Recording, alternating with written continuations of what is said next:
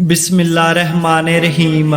आज हम आपको एक ऐसी कहानी बताएंगे जिससे हमें बहुत कुछ सीखने को मिलेगा। ज़िंदगी में हम दुखों से कैसे बच सकते हैं, कैसे हम अपनी की हुई सेवा को, अपनी बंदगी को मंजूर करवा सकते हैं। सो आप सभी से विनती है इस वीडियो को पूरा ज़रूर देखें और इस चैनल को भी ज़रूर सब्सक्राइब करें। प्यारे दोस्तों, इस धरती पे तीन ऐसी हस्तियां हैं जिनकी शान के बरोबर दूसरा कोई भी नहीं है। सबसे पहले अल्लाह ताला रब वाहिगुरु जी, दूसरा हमारे गुरु और तीसरा माँ। इन तीनों की शान एक सी है, इनकी शान के बरोबर दूसरा कोई भी नहीं है। ऐसे ही एक साल कई लोग मक्के हज करने गए। उनमें कई लोग ऐसे थे जो अपने परिवार के साथ गए हुए थे और कई लोग ऐसे थे जो अकेले थे। जिस साल वह लोग हज करने गए जिनकी कहानी हम आपको सुना रहे हैं, वह लोग भी अपने परिवार के साथ उस साल हज करने गए।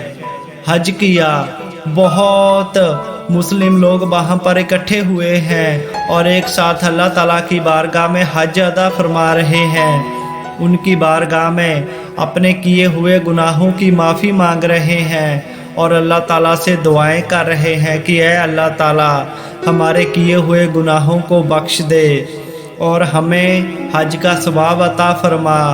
हम पर कर्म की निगाह अता फरमा, दीन दुखियों की हिफाजत अता फरमा, जिसको जो चाहिए वह अता फरमा। ऐसे सभी लोग दुआएं कर रहे थे। उस हज में अल्लाह ताला के कई वली भी गए हुए थे। गौस पाक सरकार के वली भी वहाँ पर गए हुए थे। वह भी लोगों के साथ हज कर रहे थे। जब हज की रस्म संपूर्ण हुई तो वहाँ पर एक आकाशवाणी हुई और उस आकाशवाणी को और तो कोई नहीं सुन सका जो जनाब गौस पाक के वली गए थे, जनाब गौस पाक के मुरीद गए थे, जिन पर गौस पाक सरकार की खास रहमो करम था, जो एक नेक वली कामल वली थे, उन्हें सुनाई दी। उन्होंने वही आकाशवाणी लोगों को सुनाई कि अल्लाह ताला क्या इरशाद फरमाना चाहते हैं। लोगों ने पूछा कि सरकार क्या बात है, आपके चेहरे पर थोड़ी सी शिकन आ गई है, आप थोड़े मायूस हो गए हैं, क्या बात हुई? तो उस वली ने कहा कि अल्लाह ताला ने इरशाद फरमाया है कि सभी लोगों का हज कबूल है, सिर्फ एक को छोड़कर। इतनी बात सुनकर सभी लोग तो घबरा गए कि भाई किसका हज कबूल नहीं हुआ, किसका हज कबूल नहीं हुआ। उस वली ने कहा कि अल्लाह ताला उस पर बहुत ज़्यादा गुस्से है, क्रोधित है और जल्दी ही उस पर अल्लाह ताला का भयानक अजाब आएगा। अल्लाह ताला उसे तबाह बर्बाद कर देगा। वह चाहे जितनी भी दुआ कर ले, अल्लाह ताला उसे नहीं बख्शेगा। वह किसी भी वली का सदका दे, कितने भी नेक कर्म करे, कितना भी दान पुण्य कर ले, अब उसका विनाश होना तय है। उस वली के मुंह से ऐसी बातें सुनकर सभी लोग घबरा गए और सहम कर उस वली से पूछने लगे कि आप अल्लाह ताला से पूछें कि वह कौन पापी है, कौन सा ऐसा शख्स है जिसे अल्लाह ताला का अज़ाब नहीं छोड़ेगा, बर्बाद कर देगा। तो उस वली ने फरमाया कि अल्लाह ताला ने इरशाद फरमाया है कि आप में से एक इंसान ऐसा है जिसने अपनी अम्मी को, अपनी माँ को जिंदा ही घर में जला दिया है। वह अल्लाह ताला का दुश्मन है, अल्लाह ताला उसे कभी माफ़ नहीं करेंगे। सभी लोगों ने एक दूसरे की तरफ देखा तो एक शख्स की गर्दन झुकी हुई थी और वह आगे आकर अल्लाह ताला के वली की, गौस पाक सरकार के वली के कदमों में गिर पड़ा और रो रो कर माफ़ी मांगने लगा।